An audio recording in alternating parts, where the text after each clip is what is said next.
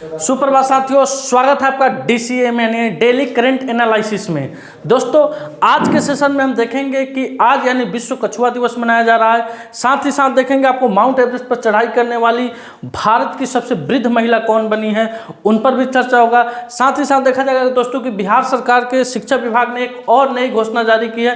क्या है उस घोषणा में? तो दोस्तों, बिहार के जितने भी सरकारी स्कूल है एवं 39,000 स्कूलों में एथलेटिक्स के माध्यम से दोस्तों खेल प्रतियोगिता कराई जाएगी। उसके बाद देखा जाएगा दोस्तों, बिहार सरकार ने एक नए प्रोजेक्ट को लॉन्च किया है जिसमें गंगा की जितनी भी सहायक नदियां हैं उन सभी को प्लास्टिक मुक्त किया जाएगा।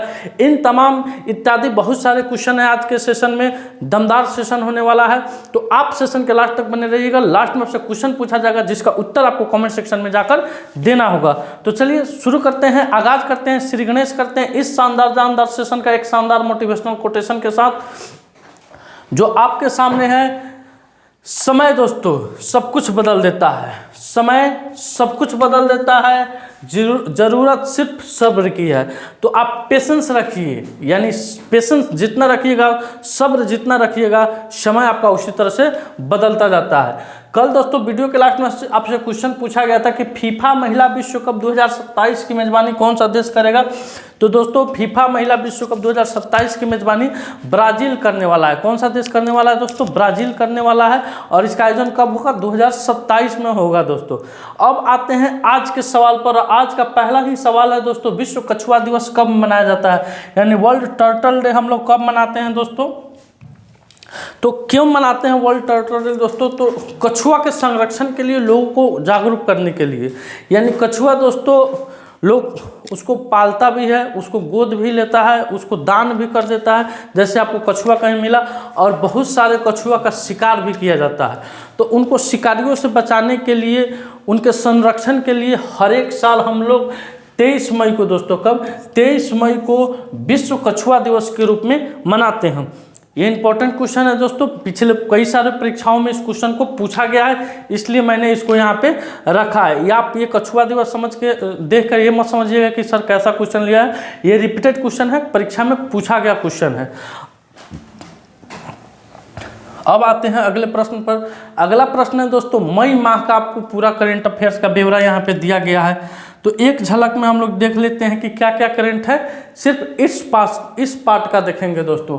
17 मई को विश्व दूर संचार दिवस है। 17 मई को विश्व रक्तचाप दिवस है। 17 मई को ही राष्ट्रीय लुप्तप्राय प्रजाति दिवस है, जो मई माह के तीसरे शुक्रवार को मनाया जाता है। 18 मई को अंतर्राष्ट्रीय संग्रहालय दिवस है। 18 मई को विश्व एड्स वैक्सीन दिवस है। 22 मई को अंतर्राष्ट्रीय जैविक विविधता दिवस है। 21 मई को अंतर्राष्ट्रीय चाय दिवस है। 22 मई को अंतर्राष्ट्रीय जैविक विविधता दिवस है। और 21 मई को फीफा स्थापना दिवस है। ये दिवस दोस्तों अप्रैल माह में, मई माह में मनाया जाता है, जो आपके एग्जाम और व्यू के दृष्टिकोण से क्या है, बेहद ही महत्वपूर्ण है। अब चलिए अगले क्वेश्चन की तरफ रुख करते हैं। अगला क्वेश्चन है आपके स्क्रीन पर कि नवीनतम घोषणा के अनुसार बिहार की सबसे बड़े खेल प्रतिभा खोज प्रतियोगिता का आयोजन हाल ही में राज्य के कितने सरकारी स्कूलों में किया जाएगा। तो दोस्तों देखते हैं दोस्तों, बिहार के जो नवीनतम घोषणा हुआ है, शिक्षा विभाग के पाठक जी के द्वारा एक नोटिस निकाला गया है दोस्तों। जितने भी बिहार के सरकारी स्कूल है एबव 39,000, कितना दोस्तों? 39, माफ कीजिएगा, 38,000 स्कूल, कितना? एवं 38,000 स्कूल में दोस्तों बिहार के शिक्षा विभाग के द्वारा तरह तरह के, जैसे बैडमिंटन हुआ, क्रिकेट हुआ, फुटबॉल हुआ, वॉलीबॉल हुआ, चेस हुआ, इन सारी चीज़ों की प्रतियोगिता कराई जाएगी। और उस प्रतियोगिता में जो भी विजेता खिलाड़ी होंगे, यानी जो भी विजेता खिलाड़ी होंगे, उनको ब्लॉक स्तर पर फिर प्रतियोगिता कराया जाएगा। और ब्लॉक स्तर पर जीतने के बाद उन्हें राज्य स्तर पर लाया जाएगा। और राज्य स्तर पर जीतने के बाद उन्हें कहाँ लाया जाएगा? देश स्तर पर लाया जाएगा। तो ये बिहार शिक्षा विभाग के द्वारा एक बहुत अच्छी पहल है। इससे क्या होगा दोस्तों, जो भी सरकारी स्कूल के बच्चे हैं जिसके अंदर जो प्रतिभा छिपी हुई है, उनका प्रतिभा निखर कर सामने आएगी और उनको भी कहीं ना कहीं एक अंतर्राष्ट्रीय, राष्ट्रीय और राज्य स्तरीय मंच प्रदान होगा। तो इससे एक तरफ से खेल का भी बढ़ावा मिलेगा, खेल के साथ साथ पढ़ाई को भी बढ़ावा मिलेगा। तो इस क्वेश्चन का उत्तर क्या हो जाएगा? 38,000 हो जाएगा दोस्तों।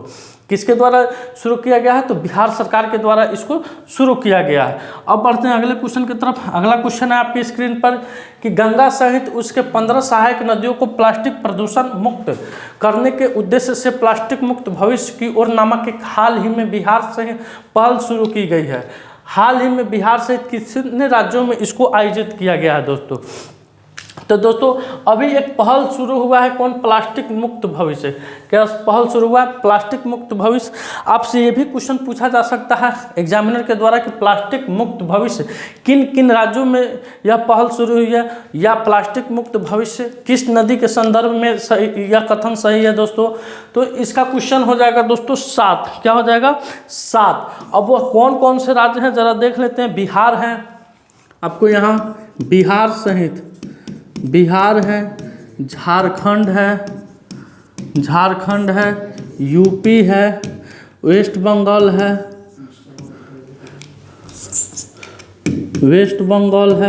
उत्तराखंड है, उसके बाद एमपी है। क्या है दोस्तों? एमपी है। 1 2 3 4 5 वेस्ट बंगाल, उत्तराखंड, एमपी है।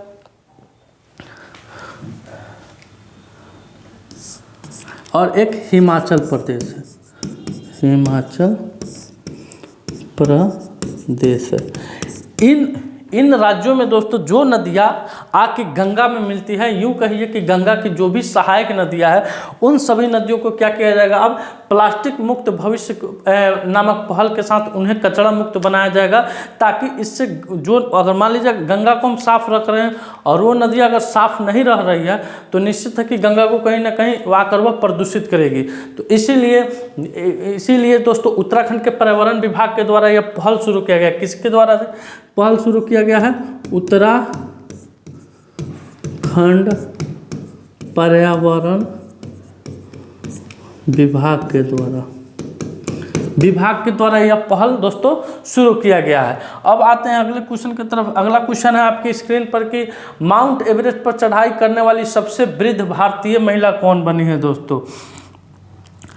चेहरे पे मुस्कान लिए, मंजिल को अपना मान लिए, ठान लिया तो ठान लिया, मुश्किल किया आसान किया दोस्तों ये 55 वर्षीय ज्योति अन्य जी हैं। कौन है दोस्तों? 55 वर्षीय ज्योति अन्य जी हैं, जो माउंट एवरेस्ट पर, क्या दोस्तों? माउंट एवरेस्ट पर यह चढ़ाई की है। कितना? 55 वर्षीय हैं, 55 वर्षीय ज्योति अन्य जी हैं, जो माउंट एवरेस्ट पर क्या किए हैं दोस्तों? अभी चढ़ाई की है हाल फिलहाल में। उसके बाद इन्होंने साथ ही साथ किसका रिकॉर्ड तोड़े हैं? तो संगीता बहल जी का। किनका? संगीता बहल जी का, जो 53 वर्ष में 2018 ईस्वी में यह माउंट एवरेस्ट पर फतह किया है। और दोस्तों काम्या, दोस्तों आपके ऑप्शन में दिख रहा है, तो काम्या भी, ये चारों ऑप्शन आपको माउंट एवरेस्ट से ही रिलेटेड है दोस्तों। काम्या झारखंड की पहली लड़की बनी है जो माउंट एवरेस्ट पर फतह की है। उसके बाद सिरबाज खान दोस्तों, ये पाकिस्तान के पर्वतारोही हैं, जो हाल फिलहाल में कल के क्लास में आपको पढ़ाए थे, बिना ऑक्सीजन के ये माउंट एवरेस्ट की चोटी पर फतह किए हैं दोस्तों। अब बढ़ते हैं, ये दोस्तों ज्योति अन्य किस राज्य से आती है, यानी किस राज्य से बिलोंग करती है? तो यह मध्य प्रदेश की शेरनी है, मध्य प्रदेश की शेरनी है दोस्तों, शेरनी है, जो सबसे अधिक उम्र में यानी वृद्ध भारतीय महिला बनकर ये माउंट एवरेस्ट पर क्या की है? चढ़ाई की है दोस्तों। अब बढ़ते हैं अगले क्वेश्चन की तरफ। अगला क्वेश्चन है आपके स्क्रीन पर कि हाल ही में एकता भयान ने विश्व पैरा एथलेटिक्स चैंपियनशिप में कौन सा पदक जीता है? तो दोस्तों अभी एकता भयान विश्व पैरा एथलेटिक्स चैंपियनशिप में स्वर्ण पदक जीते हैं। कौन सा पदक जीता है? स्वर्ण पदक जीते हैं दोस्तों। ये तस्वीर में आपको कौन नजर आ रही है? एकता भयान नजर आ रही है दोस्तों। अब बढ़ते हैं अगले क्वेश्चन की तरफ। अगला क्वेश्चन है, हाल ही में आयरलैंड, नॉर्वे और किस देश ने फिलिस्तीन को एक देश के रूप में मान्यता दी है? तो दोस्तों अभी स्पेन ने किसको? फिलिस्तीन को एक देश के रूप में मान्यता दी है। 22 मई को आयरलैंड के प्रधानमंत्री साइमन हैरिस ने फिलिस्तीन को एक देश के तौर पर मान्यता देने की घोषणा की है। साथ ही साथ नॉर्वे के साथ स्पेन ने भी फिलिस्तीन को आधिकारिक तौर पर देश की मान्यता देने का क्या कर दिया है दोस्तों? ऐलान कर दिया है। लेकिन इस ऐलान का विरोध कौन कर रहा है? तो तीनों देशों के इस फैसले का इजराइल ने विरोध किया है। कौन विरोध किया दोस्तों? इजराइल ने विरोध किया है। क्यों विरोध किया है? क्योंकि अभी इजराइल का अभी युद्ध चल रहा है हमास से, फिलिस्तीन से, स्पेन से। कहीं ना कहीं इस युद्ध में सभी देश क्या हो रहे हैं? इन्वॉल्व हो रहे हैं। इसी कारण इजराइल ने इस फैसले का क्या किया है? पूर्णतः विरोध किया है। अब बढ़ते हैं अगले क्वेश्चन की तरफ। अगला क्वेश्चन है आपके स्क्रीन पर कि कि हाल ही में किसने उत्तर भारत में वायु प्रदूषण और स्वास्थ्य प्रभाव पर एक अनुसंधान रिपोर्ट पेश की है। तो दोस्तों अभी आईआईटी जयपुर के द्वारा, किसके द्वारा, आईआईटी जयपुर के द्वारा अभी आईआईटी जयपुर के द्वारा दोस्तों अभी उत्तर भारत में वायु प्रदूषण और स्वास्थ्य के प्रभाव पर एक अनुसंधान रिपोर्ट पेश की गई। तो इस क्वेश्चन का ऑप्शन उत्तर हो जाएगा ऑप्शन नंबर 2 हो जाएगा। अब चलते हैं अगले क्वेश्चन की तरफ। अगला क्वेश्चन आपकी स्क्रीन पर, हाल ही में भारत ने किस देश की सेना के साथ मिलकर संयुक्त अभ्यास शक्ति में भाग लिया। तो दोस्तों शक्ति 2024 से छूटेगा दुश्मनों का पसीना। तो दोस्तों अभी भारत और फ्रांस की सेना, किस देश की सेना, भारत और फ्रांस की सेना ने मिलकर संयुक्त अभ्यास शक्ति में हिस्सा लिया है दोस्तों। अच्छा दोस्तों, ये दो देशों के बीच जो युद्ध अभ्यास होता है ये क्या होता है, क्यों कराया जाता है युद्ध अभ्यास। तो दोस्तों इससे होता है कि जैसे कि भैया भारत और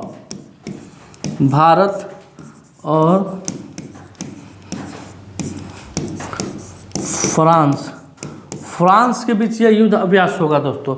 इसमें जो भारतीय सैनिक होंगे वो फ्रांस का युद्ध कौशल को सीखेंगे, फ्रांस के युद्ध कौशल को सीखेंगे, और जो फ्रांसीसी सैनिक होंगे वे भारतीय युद्ध कौशल को सीखेंगे। कभी भविष्य में ऐसा चलकर ये भी हो जाए दोस्तों कि अगर विश्व युद्ध छिड़ रहा है, अगर भारतीय सैनिक को फ्रांस में जाकर युद्ध करना पड़े, चाहे फ्रांस के सैनिक को भारत में युद्ध आके करना पड़े, तो वे दोनों एक दूसरे की भाषा को समझ सकते हैं, एक दूसरे की युद्ध नीति को समझ सकते हैं। इसलिए दोस्तों हर एक देश के साथ क्या होता है, एक युद्धाभ्यास होता है। अक्सर आप सुनते होंगे बहुत सारे युद्धाभ्यास होते हैं, तो यही कारण है, यही मेन लॉजिक है युद्धाभ्यास कराने का। अब बढ़ते हैं अगले क्वेश्चन की तरफ। अगला क्वेश्चन है आपकी स्क्रीन पर दोस्तों, फ्रांस के बारे में कुछ फैक्ट दिया गया है कि हेनले पासपोर्ट इंडेक्स 2024 में फ्रांस शीर्ष पर रहा है, भारत 50वें स्थान पर रहा है। डिजिटल वीजा की पेश करने वाला पहला यूरोपीय संघ राष्ट्र फ्रांस बना है। फ्रांस में तमिल कवि तिरुवल्लुवर की प्रतिमा का उद्घाटन हुआ है। फ्रांस ने स्कूलों में महिलाओं को अबाया पोशाक पहनने पर क्या लगा दिया है, पूर्णतः प्रतिबंध लगा दिया। ये दोस्तों फ्रांस का इंपॉर्टेंट फैक्ट है। बहुत सारे फैक्ट थे लेकिन उन फैक्टों में से ये क्या है, इंपॉर्टेंट फैक्ट है जो आपके परीक्षा में कभी ना कभी पूछ सकते हैं। तो चलिए अब बढ़ते हैं अगले क्वेश्चन की तरफ। अगला क्वेश्चन है, हाल ही में broadcast audience research council India BARC ने किसे मैप विज्ञान का प्रमुख नियुक्त किया है। तो दोस्तों अभी broadcast audience research council India ने डॉक्टर विक्रमजीत चौधरी को, किन्हें, डॉक्टर विक्रमजीत चौधरी को मैप विज्ञान यानी जो मैप संबंधित विज्ञान होता है उसका प्रमुख क्या किया है, नियुक्त किया। तो इस क्वेश्चन का उत्तर हो जाएगा डॉक्टर विक्रमजीत चौधरी। अब अगला जो आपके सामने पेज आ रहा है दोस्तों, ये प्रमुख नियुक्तियां है, यानी अभी तक जो भी प्रमुख नियुक्तियां हुई है उसको देखते हैं विदिन 1 मिनट में। तो क्या कह रहा है दोस्तों, बास्केटबॉल फेडरेशन ऑफ इंडिया का अध्यक्ष आधव अर्जुन को चुना गया है। ICR की अनुसंधान सलाहकार समिति के अध्यक्ष नीरज प्रभाकर बने हैं दोस्तों। गूगल ने श्रीनिवास रेड्डी को भारत नीति के प्रमुख के रूप में क्या किया, नियुक्त किया है। BCCI ने सीनियर पुरुष क्रिकेट चयन समिति का अध्यक्ष अजीत अगरकर को नियुक्त किया है। AMFI के नए चेयरमैन नवनीत मुनौत बने हैं। साउथ इंडियन बैंक ने बिज्जू कोरियन को अपना नया अध्यक्ष नियुक्त किया है। अर्दिम बगाची को संयुक्त राष्ट्र संघ में भारत का अस्थायी प्रतिनिधित्व नियुक्त किया गया है। सुबोध कुमार को आयुष मंत्रालय में निदेशक नियुक्त किया गया है। मोहम्मद रिहान को सौर ऊर्जा संस्थान का महानिदेशक नियुक्त किया गया है। राकेश कुमार सिंह को पेटीएम का CEO नियुक्त किया गया है दोस्तों। और विवेक पिपिंडा को भारतीय उर्वरक सहकारी लिमिटेड के निदेशक के रूप में नियुक्त किया गया है। दिलीप सिंघानी को इफ्को के अध्यक्ष के रूप में नियुक्त किया गया है। ये रिपीटेड है दोस्तों। N चंद्रशेखरन को टाटा इलेक्ट्रॉनिक्स का अध्यक्ष नियुक्त किया गया है। ये दोस्तों नियुक्तियां आपको फरवरी मार्च की है, ये नियुक्तियां फरवरी मार्च अप्रैल की है दोस्तों। तो ये आपके परीक्षा के दृष्टिकोण से महत्वपूर्ण निश्चित तौर पर होने वाली है, जाहिर तौर पर होने वाली है। आप इसका स्क्रीनशॉट लीजिए और अपने दिमाग में इसको सेट करते चलिए। अब बढ़ते हैं दोस्तों, आज का सवाल आपके सामने आ रहा है कि वर्ल्ड इकोनॉमिक फोरम की आई एक रिपोर्ट के अनुसार भारत यात्रा एवं पर्यटन विकास सूचकांक 2024 में किस स्थान पर है दोस्तों। तो दोस्तों इस क्वेश्चन का उत्तर आपको कमेंट सेक्शन में देना है। साथ ही साथ ये भी बताना है दोस्तों कि भारत किस स्थान पर है, चाहे भारत के अलावा कौन कौन से ऐसे देश हैं दोस्तों जो प्रथम स्थान प्राप्त किए हैं, द्वितीय स्थान प्राप्त किए हैं, तृतीय स्थान प्राप्त किए हैं और चतुर्थ स्थान प्राप्त किए हैं। कल के क्लास में आपको इसके बारे में डीपली बताया गया था दोस्तों। अगर आपने सेशन देखा होगा तो ज़रूर जाके इसका उत्तर आप कमेंट सेक्शन में जाकर दीजिएगा। तो चलिए दोस्तों, आज का सेशन मेरा यहीं समाप्त हुआ। अगर यह सेशन आपको अच्छा लगे तो सेशन को लाइक कीजिएगा, शेयर कीजिएगा। चैनल पर अगर नए आ रहे हैं तो चैनल को सब्सक्राइब कीजिएगा। मिलते हैं आपसे अगले वीडियो में, तब तक के लिए धन्यवाद। अपना ख्याल रखिएगा। भारत माता की जय।